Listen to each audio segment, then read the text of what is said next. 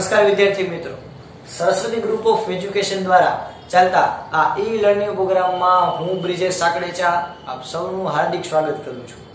આપણે ધોરણ 9 ની અંદર વિજ્ઞાન વિષયની અંદર ચેપ્ટર નંબર 11 નો અભ્યાસ કરતા હતા કે જેનું નામ છે કાર્ય અને ઉર્જા. ઓકે, તો આની અંદર આપણે પહેલા તો કાર્ય વિશે ભણ્યા.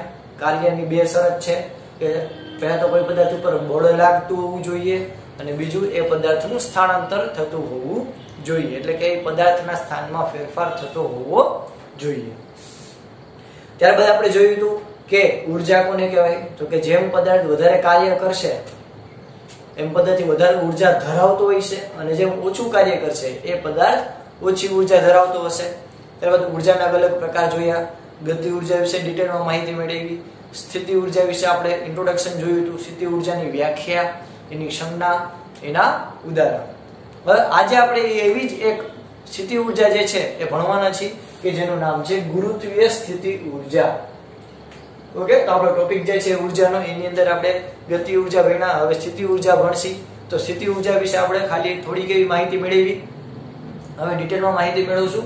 તો છે ગુરુત્વીય સ્થિતિ ઉર્જા, એટલે કે ગુરુત્વાકર્ષણને લીધે કોઈ પદાર્થ કેટલી સ્થિતિ ઉર્જા ધરાવે છે એના વિશે આપણે આજે અભ્યાસ કરવાનો છે. ઓકે, ચાલો તો બધા નોટબુક અને પેન રાખીને થઈ જાવ તૈયાર. સ્ટાર્ટ કરીએ આપણો લેક્ચર.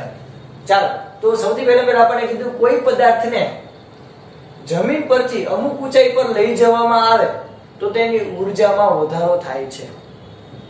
મેં તમને પહેલા જ કીધું, એક મસ્ત ઉદાહરણ આપણે લાસ્ટ લેક્ચરમાં કીધું તો યાદ કરો કે હું કોઈ બોલને ત્રીજા માળેથી ફેંકું અને કોઈ બોલને 9મા માળેથી ફેંકું તો તમે નીચે ઊભા હશો તો કયા બોલની સ્પીડ વધારે હશે?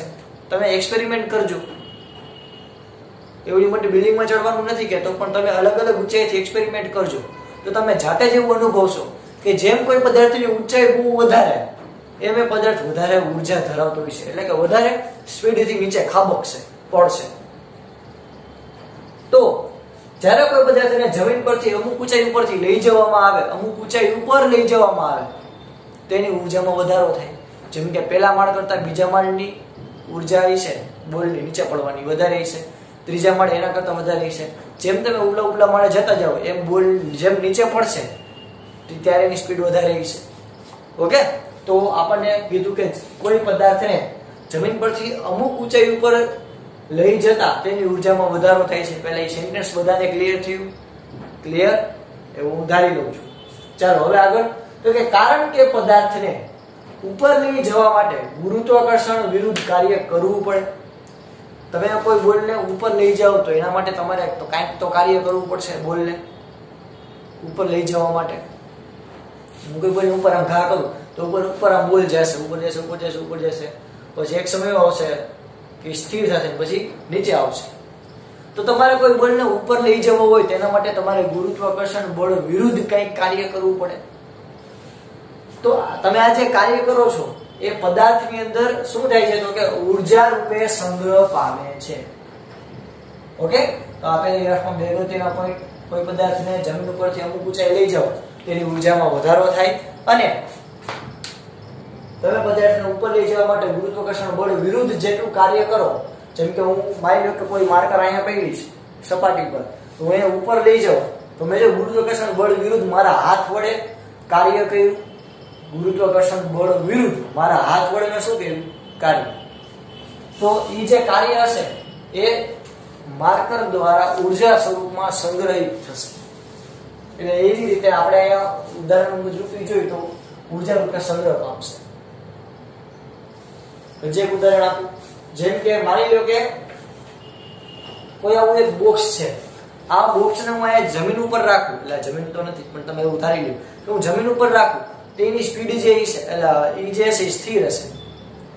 હવે તો કે આ જે બોક્સ છે, આ જે મારું બોક્સ છે એને મારે અહીંયાથી ઉપાડી અને આ સ્થાને એમને રાખવું હોય તો મારે એને શું કરવું પડે? ઉર્જા આપવી પડે. એ ઉર્જા જે હશે, મેં અહીંયા સુધી હું બોક્સને લઈ ગયો, અહીંયાથી અહીંયા સુધી હું બોક્સને લઈ ગયો તો મારા હાથ વડે લઈ ગયો એટલે મેં કંઈક ઉર્જા વાપરી. એ જે ઉર્જા છે બોક્સમાં સંગ્રહિત થશે ગુરુત્વીય સ્થિતિ ઉર્જા સ્વરૂપે.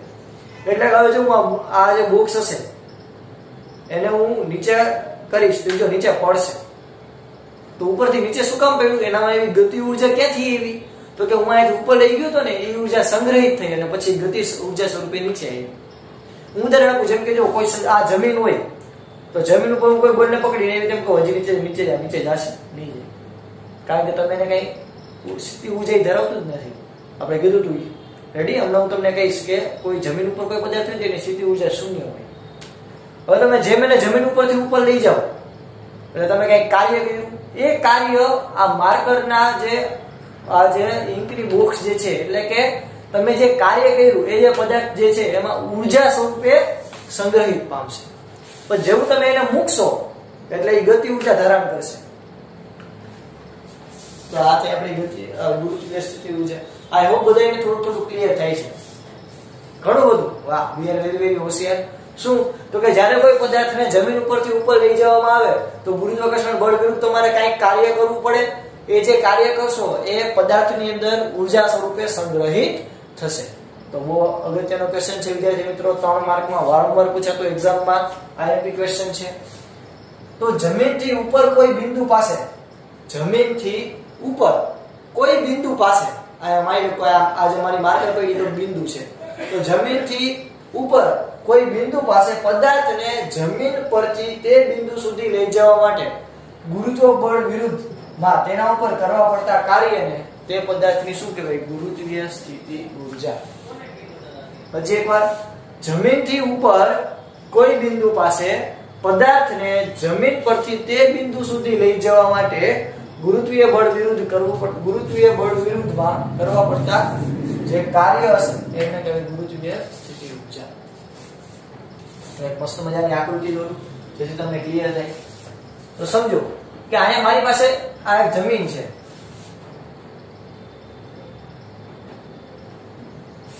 જમીન એટલે કે સપાટી છે. ત્યાં મેં કોઈ બોક્સ રાખેલું છે એટલે કે મારો એક પદાર્થ રાખેલો છે.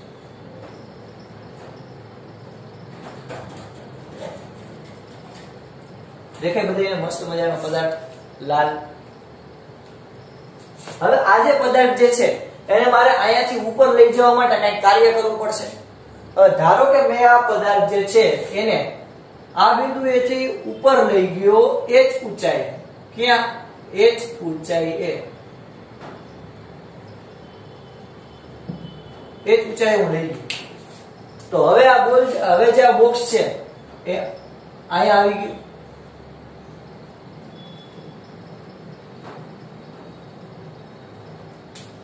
હવે બોક્સ ક્યાં આવી ગયો? અહીંયા આવી ગયું.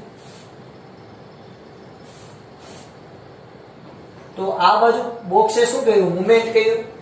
મેં બળ આ બાજુ કર્યું. તો આયા કોઈ બોક્સ હતો, સિમ્પલ વાત છે ભાઈ, આયા કોઈ બોક્સ હતો એને ઉપાડી હું આયા લઈ ગયો h ઊંચાઈ, એટલે કે આટલી ઊંચાઈ ઉપર લઈ ગયો. ઊંચાઈ કેટલી મને ખબર અત્યારે નથી, 2 મીટર 3 મીટર 5 મીટર 2 કિલોમીટર ગમે એટલી હોય. હું કોઈ પદાર્થને એક જગ્યાએથી બીજી જગ્યાએ ઉચકીને લઈ ગયો, ઉપર રાખ્યો છે, તો એ જ ઊંચાઈ પદાર્થ ગયો. તો મારે ગુરુત્વાકર્ષણ બળ વિરુદ્ધ કંઈક કાર્ય કરવું પડ્યું. એ કાર્ય જે છે એ આ પદાર્થ જે છે એ ઊર્જા સ્વરૂપે સંગ્રહિત કરશે, સ્ટોર કરશે. તો આકૃતિમાં દર્શાવ્યા મુજબ પદાર્થને એ જ ઊંચાઈએ લઈ જવા માટે કંઈક તમારે શું આપવું પડે? બળ આપવું પડે. આ એ ઊંચાઈ લઈ જવા માટે તમારે કોઈ પદાર્થને કંઈક બળ આપવું પડે. આ માટે જરૂરી લઘુત્તમ બળ એટલે કે આ માટે તમારે ઓછામાં ઓછું કેટલું બળ આપવું પડે? તો કે પદાર્થના વજન બળ એટલે કે માજી જેટલું. પદાર્થના વજન બળ માજી જેટલું તમારે કંઈક બળ આપવું પડે. તમારે કોઈ પદાર્થને કોઈ એક જગ્યાએથી બીજી જગ્યાએ ઉંચકવો છે તો એ પદાર્થને તમારે એ જ ઊંચાઈ લઈ જવો છે તો જગતની માલિપા તમારે એ પદાર્થ ઉપર કંઈક બળ આપવું પડે. તો જગતની માલિપા એ જે બળ જે છે એનું મૂલ્ય કેટલું હોય છે? તો કે એ બળનું મૂલ્ય પદાર્થના વજન બળ જેટલું હશે, ઓછામાં ઓછું બળનું મૂલ્ય. પદાર્થનું વજન બળ એટલે માજી. તો વ્યાખ્યા મુજબ કરેલા કાર્ય જેટલી ઊર્જા પદાર્થમાં સંગ્રહ પામે છે. આપણી વ્યાખ્યા મુજબ શું થયું કે તમે અહીંયા સુધી જવા માટે કંઈક કાર્ય કર્યું. એ જે કાર્ય માની લો કે મેં 8 જૂલ જેટલું કાર્ય કર્યું તો આ પદાર્થ કેટલી ઊર્જા મેળવશે? 8 જૂલ. માની જો કારણ કે બળ લાગે છે તો બળ આવ્યું F, પદાર્થે સ્થાનાંતરે કર્યું એટલે આવ્યું H. તો આ પદાર્થ ઉપર મેં કેટલું કાર્ય કર્યું તો કે ફોર એક્ઝામ્પલ મેં 8 જૂલ કર્યું તો આ પદાર્થ કેટલી ઊર્જા ધરાવશે 8 જૂલ. માની લો કે આ પદાર્થ ને મેં અહીંયાથી અહીં ઉપર લઈ જવા માટે મેં 200 જૂલ નું કાર્ય કર્યું. કેટલું? 200 જૂલ. તો આ પદાર્થ કેટલી ઊર્જા મેળવશે? 200 જૂલ. એટલે કે આપણી વ્યાખ્યા મુજબ પદાર્થ ઉપર હું જેટલું કાર્ય કરીશ એટલું એ પદાર્થ ઊર્જા મેળવશે. હું પદાર્થ ઉપર જેટલું કાર્ય કરીશ, હું આપણે યાદ કરો હું કે પદાર્થને ધક્કો મારું તો મેં પદાર્થ ઉપર કાર્ય કર્યું તો એ પદાર્થ એટલી ઊર્જા મેળવશે એટલે કે એ પદાર્થ આગળ જશે. તો અહીંયા આપણે એ જ પ્રકારનો કિસ્સો થયો, પણ અહીંયા ઉપરની બાજુ થયો. ઓલો આપણે આડું ગણતા ઊભું છે કે કોઈ પદાર્થ ઉપર કરેલા કાર્ય જેટલી ઊર્જા પદાર્થમાં સંગ્રહ પામે છે. હવે તો કે આપણે એની સૂત્રની સાબિતી જોઈ. તો કે ધારો કે ગુરુત્વીય બળની વિરુદ્ધ કરેલું કાર્ય કેટલું છે? તો કે W. ના, W. ધારો કે ગુરુત્વીય બળને વિરુદ્ધ તમે જે કાર્ય કર્યું એને હું ધારી લઉં W. તો W એટલે તો કે કરેલું કાર્ય એટલે કે બળ ગુણ્યા સ્થાનાંતર આપણા વ્યાખ્યા મુજબ. તો W બરાબર અસલી મસાલે સચ mgh એવી રીતે યાદ રાખશી. ના, તો કે સમજો તો કે કરેલું કાર્ય કેટલું છે? તો કે પદાર્થના વજન બળ જેટલું એટલે કે પદાર્થના વજન બળ માજી જેટલું. તો આ બળ બરાબર હું મૂકીશ માજી, બળ બરાબર તો આ બળ બરાબર હું મૂકીશ માજી. અને સ્થાનાંતર કેટલું કર્યું? કે પદાર્થે આટલું સ્થાનાંતર કર્યું એટલે કે h ઊંચાઈએ ગયો તો આ h ઊંચાઈ જેટલા પદાર્થના સ્થાનમાં ફેરફાર થયો. તો આપણને પદાર્થની સ્થિતિ ઊર્જા કેટલી મળી? mgh. આનું સૂત્ર મેં તમને ઓલરેડી યાદ રખાવતા શીખવાડી દીધું. અસલી મસાલે સચ mgh એવી રીતે મસ્ત મજાનું ગાતા ગાતા આપણે યાદ રાખશી. મારી સાથે બોલો જોઈ. અસલી મસાલે સચ mgh. તો પદાર્થની સ્થિતિ ઊર્જાનું સૂત્ર આપણને જગતની માલિકા મળી ગયું. કેટલું? તો કે જ્યારે કોઈ બિંદુ પાસે પદાર્થની સ્થિતિ ઊર્જા, કોઈ પણ બિંદુ પાસે જગતની માલિકા તમે જાઓ તો એની સ્થિતિ ઊર્જાનું મૂલ્ય કેટલું હશે? mgh. એટલે કે પદાર્થે mgh જેટલી ઊર્જા મળે છે. પદાર્થની કેટલી ઊર્જા મેળવશે? કરેલું કાર્ય આટલું થયું, કરેલા કાર્ય જેટલી પદાર્થ ઊર્જા મેળવશે, જેને ગુરુત્વીય સ્થિતિ ઊર્જા EP કહેવાય છે. એટલે કે EP એટલે કે પદાર્થની સ્થિતિ ઊર્જા કેટલી મળી આપણને? mgh. ઓકે વિદ્યાર્થી મિત્રો, ક્લિયર થાય? હવે પૃથ્વીની સપાટી ઉપર h બરાબર 0 હોય, જમીન ઉપર કાંઈ હાઈટ ન હોય ને, એમ કહું જમીન ઉપર ઊભું, મારી હાઈટ 2 મીટર છે. એ ભાઈ જમીન ઉપર હોય એટલે જમીન ઉપર તો શૂન્ય જ ગણવાનું હોય ને. 0 સેન્ટીમીટર, 0 મીટર, 0 મિલીમીટર. તો પૃથ્વીની સપાટી ઉપર જમીન ઉપર હાઈટ કેટલી હોય કોઈ પદાર્થ? 0 હોવાથી પૃથ્વીની સપાટી પર ગુરુત્વીય સ્થિતિ ઊર્જાનું મૂલ્ય અથવા તો સ્થિતિ ઊર્જાનું મૂલ્ય કેટલું થશે? તો કે ભાઈ 0.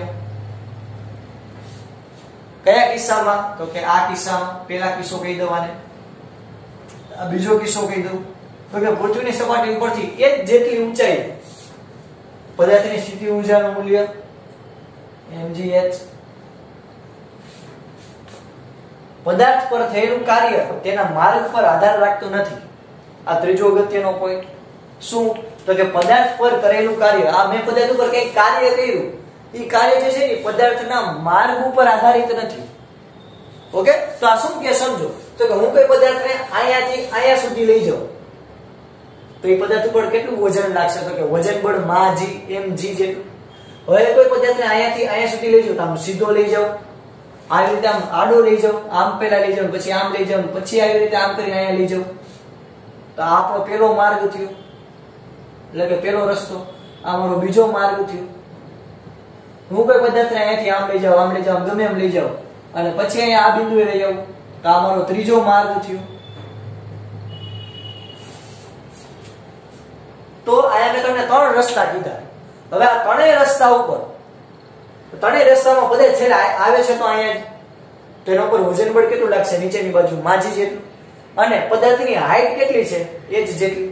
હવે હું અહીંયાથી અહીંયા સુધી લઈ જાઉં, અહીંયાથી આમ સીધો આમ ઉપર લઈ જાઉં તો એ પદાર્થની હાઈટ થઈ જાય h, પદાર્થની ઊંચાઈ h. હવે હું આમ જાઉં, પછી આમ લઈ જાઉં, આમ લઈ જાઉં, પછી આમ લઈ જાઉં એટલે પદાર્થને બીજા માર્ગેથી લઈ જાઉં આમ, તો એ છેલ્લે તો એ h જેટલી ઊંચાઈ જાય. પદાર્થને ગમે એમ ફેરવવું, ડીચકડા ના ડીચકડા ના ડીચકડા ના, અરે પછી આ અડી પાસે લઈ જાય. તો જો છેલ્લે આવ્યો તો આટલી જ ઊંચાઈ, તો પદાર્થની ઊંચાઈમાં કઈ ફેર નથી થતો અને પદાર્થના વજનમાં કઈ ફેર નથી થતો. એટલે યાદ રાખવાનું વિદ્યાર્થી મિત્રો ખાસ કે પદાર્થની જે સ્થિતિ ઊર્જા જે છે ને, સ્થિતિ ઊર્જા એ પદાર્થના પ્રારંભિક અને અંતિમ સ્થાન ઉપર આધારિત છે જગતની માલિકા. એટલે કે આ એનું પ્રારંભિક સ્થાન છે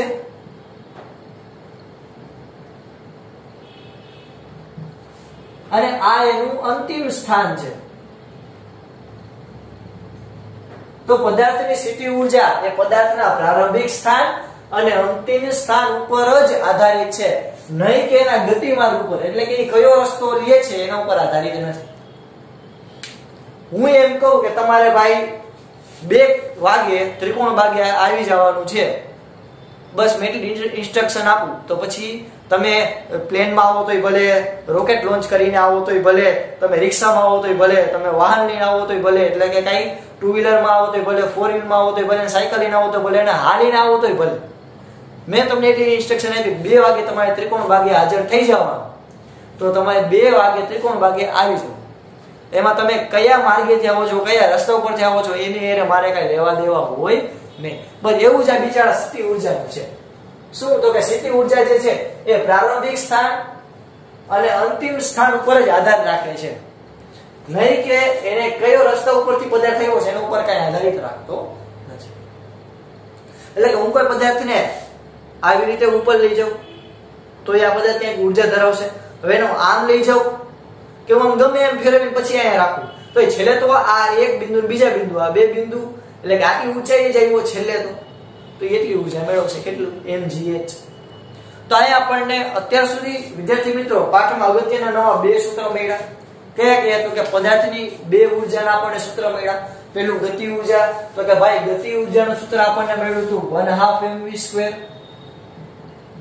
ગતિ ઊર્જા E k બરાબર 1/2 mv². અને અહીંયા આપણને સ્થિતિ ઊર્જાનું પણ સૂત્ર મળ્યું. શું? તો કે અસલી મસાલે સચ mgh. ઓકે, તો ચાલો આપણને આઈ હોપ કે 2 ટોપિક આવડી ગયા છે, ગતિ ઊર્જા અને સ્થિતિ ઊર્જા.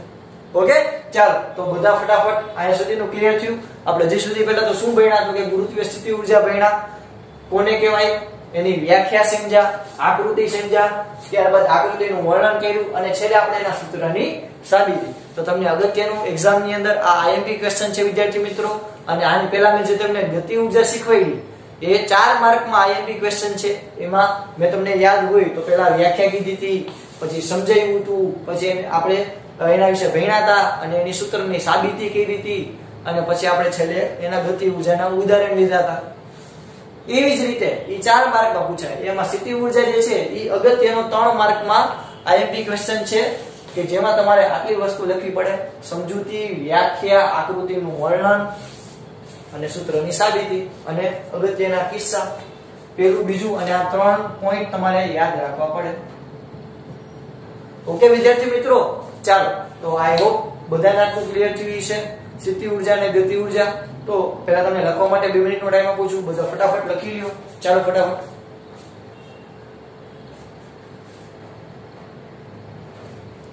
ઓકે, તો ચાલો આઈ હોપ બધાને લખાઈ ગયું હશે વિડિયો પોસ્ટ કરીને.